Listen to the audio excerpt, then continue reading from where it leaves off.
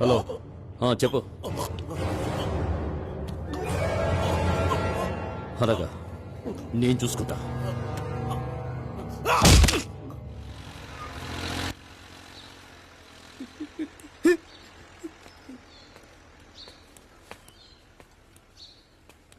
Mister Ramayana. Narayana. సరే okay, Ramayana అనుకుందాం. ఉండ్రాళ్ళు ప్లేట్ నిండా పెట్టుకుని ఇలా తినకుండా చూస్తూ ఉన్నారేంటి? పూర్ణాలు చేయమన్నారు, నేను ఉండ్రాళ్ళు చేశాను. అదేదో పెద్ద నేరం అన్నట్టు తినకుండా కూర్చున్నారు. మీరైనా కాస్త చెప్పండి. మిస్టర్ రామాయణ, ఓరి తిక్కలోడా, కరెక్ట్ గానే చేశారుగా. ఏం చేశారయ్యా? వినాయకుడికి ఉండ్రాళ్లే కదా ఇష్టం. ఓహో, నాకు పెళ్లికి ఆనందం వల్ల వినాయకుడి లిస్ట్ లో చేర్చేశారా? మావయ్య, చెబుతలే. నువ్వు పెళ్లి చేసుకోకపోవడం కాదు, నిన్నే ఎవరు పెళ్లి చేసుకోలేదు. నోటికొచ్చినట్టు వాగితే బుర్ర పగల కొడతాను. ఏ చెప్పు. పండగ రోజు ఎందుకు ఇలా మొహం మార్చుకుంటూ నవ్వండి. నా వల్ల కాదు. మౌన వ్రతంలాగా కోప వ్రతం. నవ్వనంటే నవ్వను. ఉండు, నేను నవ్విస్తాను.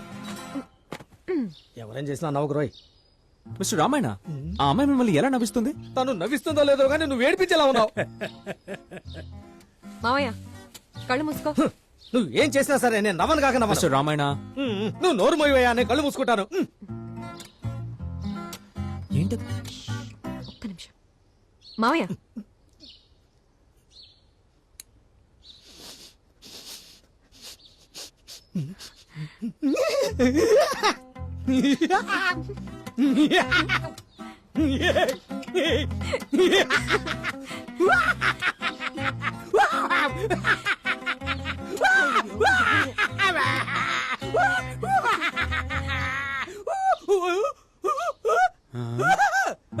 భలే ఉంది.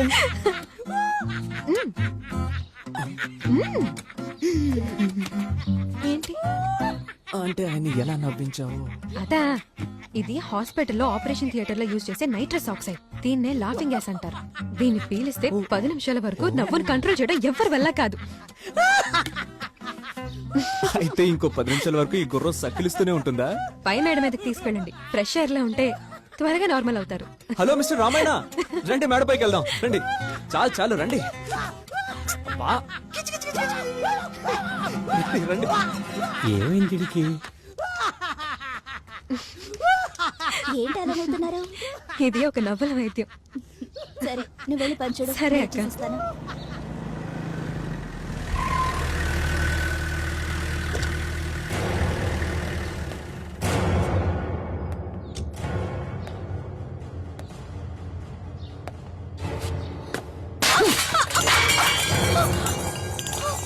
అక్క, ఏం జరుగుతోంది ఈ ఇంట్లో? ఏం జరుగుతోంది? ఏడువాడు నీ చెల్లెలు ఎవరినో తీసుకొచ్చి పెట్టుకుందంటగా. దానికోసమా లేక నీకోసమా? ఏమండి, మర్యాదగా మాట్లాడండి. ఏయ్, మర్యాద.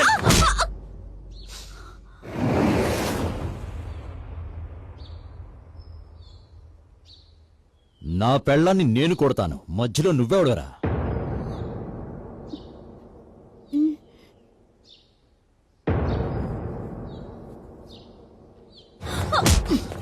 బయటికి పోరా. ఆ చూపేంటే? బయటికి పొమ్మను. వెళ్ళడానికి ముందు పీకే గారింట్లో తీసుకున్న ఎవిడెన్స్ అన్ని నాకు ఇచ్చేసి వెళ్ళమని చెప్పు. చెప్పవే, వెళ్ళు. ఆయన అడుగుతున్నారుగా, ఇచ్చేయండి. నీ చెల్లెల్ని కేసు వాపస్ తీసుకోమను, లేదంటే ఇలాగే జీవితాంతా ఇక్కడే ఉండిపోవాల్సి వస్తుందని వదిలేసి వెళ్ళాయని అడుగుతున్నారు. ఇచ్చేయండి. ఆయన ఒకటిచ్చారు కదా, మీరు 2గా ఇచ్చేయండి. ఏంటి బాగుతున్నావు?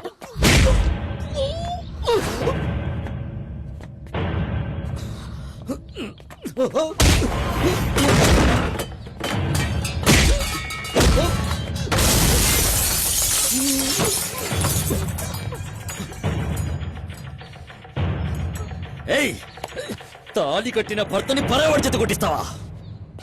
భర్త? మీరసలు మగాళ్ళేనా? ఏయ్, మాట్లాడకండి. పెళ్లి చేసుకుని బిడ్డని కన్నంత మాత్రాన మగాళ్ళైపోరు. చూసిన మరుక్షణం నా చెల్లెల్ని చూసి ప్రేమించి తన్ని అర్థం చేసుకొని దాని లక్ష్యాన్ని తన లక్ష్యంగా మార్చుకొని ప్రాణాలకి తెగించి ఇక్కడికొచ్చారే, ఆయన చెప్పచ్చు నేను మగాడ్నని. నీతో భార్యగా కాపురం చేసే కన్నా ఈ ఇంట్లో ఇలా ఉండిపోవడమే నాకు గర్వంగా ఉంటుంది.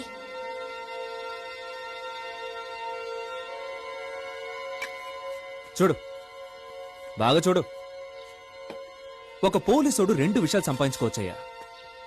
నిజాయితీగా ఉంటే మెడల్, దారి తప్పితే లంచం. మెడల్ సంపాదిస్తే బ్రహ్మాండంగా హాల్ఫుల్ గా తగిలించుకోవచ్చు. మనవాళ్ళు ముని మనవాళ్ళు అందరూ నీ గురించి చెప్పుకుంటారు. కానీ లంచం తీసుకుంటే అంతకంటే నీచమైన పని మరొకటి ఉండదు. ఆ పాపపు సొమ్ము నీ వంశాన్నే బాధిస్తుంది. మీ మావయ్య చనిపోయిన తర్వాత కూడా ఇక్కడ ఇంకా జీవిస్తూనే ఉన్నారయ్యా. కానీ నువ్వు మగాడివి కాదని నీ పెళ్ళామే చెప్పిన తర్వాత నువ్వు బతికుండడమే వేస్ట్. నీలాంటి వారితో మాట్లాడడమే సిగ్గుచేట. సారీ మా.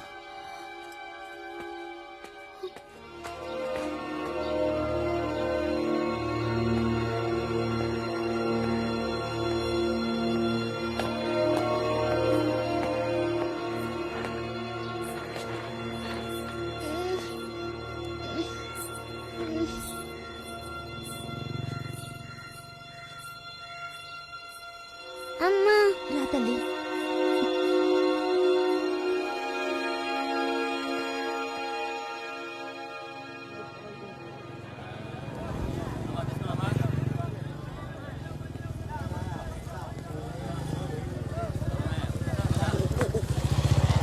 అర్థమైంది. నడిచొచ్చే మీరే హెల్మెట్ పెట్టుకున్నప్పుడు బైక్ లో వచ్చే నేను హెల్మెట్ పెట్టుకోకపోవడం తప్పే. ఇంకెప్పుడు ఇలా జరగదు. హెల్మెట్ లోపల ఇంకో హెల్మెట్. అన్నా వదినా, నేను గుర్తున్నానా? మీరేంటి ఇక్కడ హెల్మెట్ తో? Any public awareness? లేదన్నా, తప్పించుకు తిరుగుతున్నాను. మీరు చాలా మంచోళ్ళు. కానీ నీ ఫ్రెండ్ అక్కడే నొక్కే అన్నా వినిపించుకోకుండా నన్ను తప్పుగా పిక్చరైజ్ చేసి గృహిణి పట్ల అసభ్యంగా ప్రవర్తించిన పోలీసులు వాట్సాప్ లో వేసి నా ఉద్యోగానికే ఎసరు పెట్టేశాడు. ఇప్పుడు నా డిపార్ట్మెంటే నా కోసం వలేసి వెతుకుతుంది. అమ్మో, పోలీసులు వచ్చారు. వస్తా. ఆడు గూర్ఖానయ్యా. అమ్మో, కూర్చో. ఏయ్, అన్న నిన్ను రమ్మన్నారు. ఏ అన్న? వచ్చి చూడ తెలుస్తుంది. ఆ అన్న ఎవరో వెళ్ళి చూసొస్తాను. నువ్వు వెళ్ళి లాయర్ గారి ఆఫీస్ లో వెయిట్ చేయి.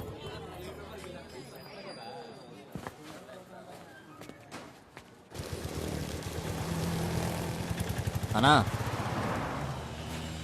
సరే మీరు వెళ్ళండి.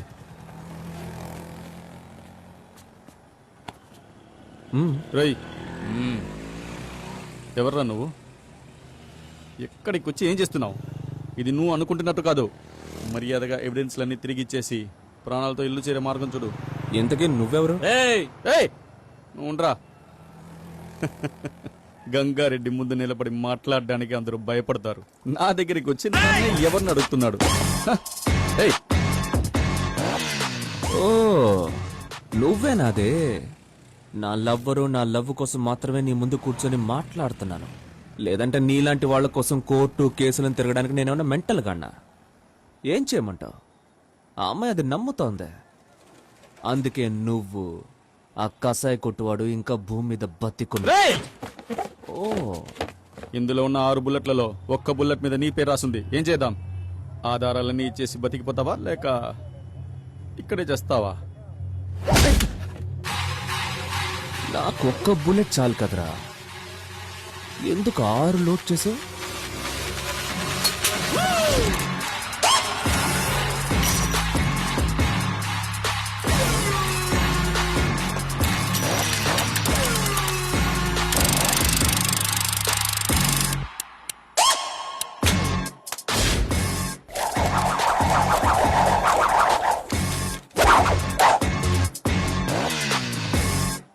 సిక్స్ రౌండ్స్ ఉంటాయి. ఉన్న ఒక్క బుల్లెట్ ఎక్కడుందో నీకు తెలీదు, నాకు తెలీదు. నా పేరుందో లేదో చెక్ చేసి చూద్దామా?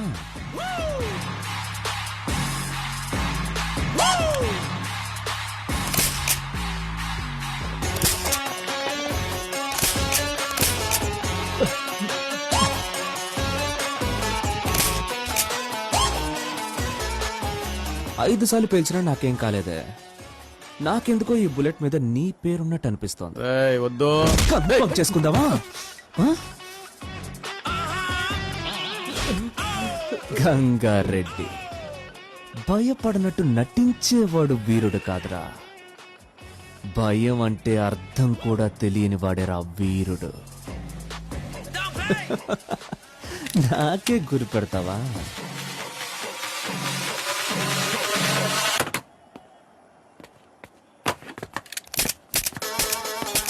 నా పేరున్న బుల్లెట్ నా దగ్గర ఉండాలి. కాలేజీలో వీళ్ళ నాన్న నేను క్లోజ్ ఫ్రెండ్స్. అన్యాయంగా చంపేశారు. ఓడిపోతాం అనుకున్నాం, కానీ ఊహించని విధంగా వచ్చి వాణ్ణి గుక్క తిప్పుకోకుండా చేసేశారు. ఇక వాడు తప్పించుకోలేడు. మీరిచ్చిన ఆధారాలన్నీ స్టడీ చేసి వాడు క్రిమినల్ అని ప్రూవ్ చేసే వరకు నిద్రపోను. నెక్స్ట్ హీరింగ్లో కోర్టుకు రప్పించి వాడి సామ్రాజ్యాన్ని నేలమట్టం చేస్తాను. మీ చేతిలోనే ఉంది సార్. వెళ్ళొస్తాను అంకుల్. అలాగేనమ్మా. తమ్ముడు 2 రోజుల నుంచి ఫోన్ చేస్తూనే ఉన్నాడు ఈయన. నా మేనకోడలు ఫోన్ తీస్తే ఒట్టు. ఉదయాన్నే వాకింగ్కి వెళ్దామని తలుపు తీసేసరికి ఎదురుగుండా నిల్చొనున్నాడు. అప్పటి నుంచి ఇప్పటి వరకు 327 సార్లు క్షమాపణ అడిగాడు. లెక్క పెట్టినవాడి నాకు తెలియదా? ఏదైతేనే మనసు మారి మనిషిగా వచ్చాడు. ఇలాగే జీవితాంతం ఉంటే మనిషిగా పుట్టినందుకు ఒక అర్థం ఉంటుంది. మా నాన్న ఒక మంచి పోలీస్ ఆఫీసర్ని నా కూతురు చెప్పుకునే లెవెల్కి నేను ఇక ముందు ప్రవర్తిస్తాను. రామ్మా, మన ఇంటికి వెళ్దాం. వెళ్ళొస్తాను. ఒక్క నిమిషం. జీవితంలో దేనైనా వదులుకోవచ్చు, తిరిగి దొరుకుతుంది. కానీ ప్రేమానురాగాల్ని వదులుకోవద్దు. తిరిగి పొందడం కష్టం. వాటిని పూర్తిగా అనుభవించండి. ఎందుకంటే వాటి విలువ ఎవ్వరూ లేని నాకు బాగా తెలుసు.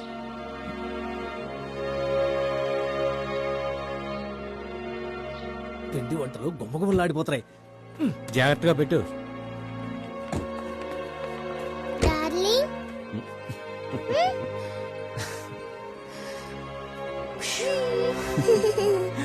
వెళ్ళొస్తాం మావయ్య. మంచిదమ్మా. వస్తాం తాతయ్య. బాయ్.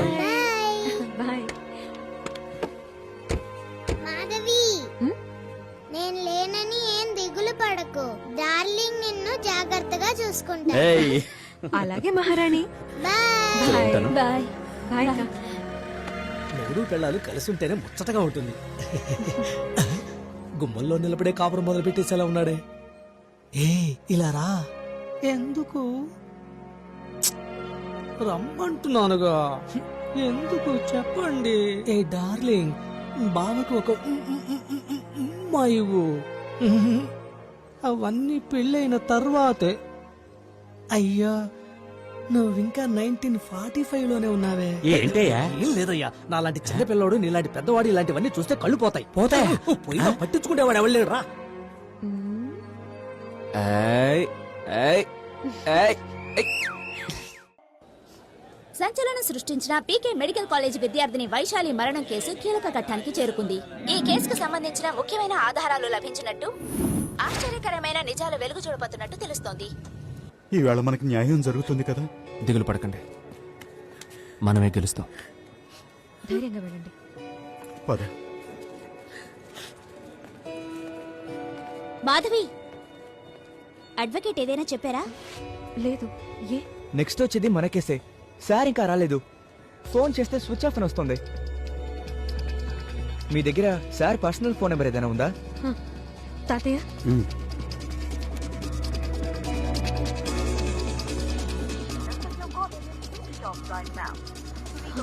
నాకు స్విచ్ ఆఫ్ అని వస్తుంది. ఉండండి, ఏదైనా మార్గం ఉందో చూస్తాం. సరే హలో, పదండి, ఏదో ఒకటి చేద్దాం. ఏంటి కలెక్షన్ అబ్బాయి? వకీల్ ఫోన్ తీయలేదా? తీయడు. ఇటు తిరిగి చూడు. ఇటు.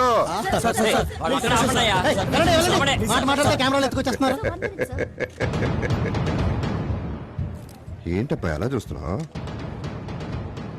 నీ చూపు చూస్తుంటే నీ వకీల్ ఒక్కగాని ఒక్క కూతురు కెనడాలో ఉన్నట్టు, తన పిల్లలతో కారులో వెళ్తుంటే 2 రౌడీలు దారి కాసినట్టు,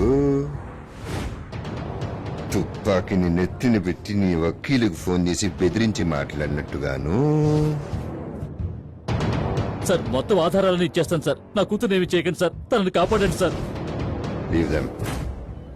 ఆ లాయర్ ఎవిడెన్స్ మొత్తం తీసుకొచ్చి నాకు ఇచ్చేసినట్లుగాను, నేను వాడు కళ్ళ ముందే మొత్తం తగలేసినట్టు కదా ఉంది.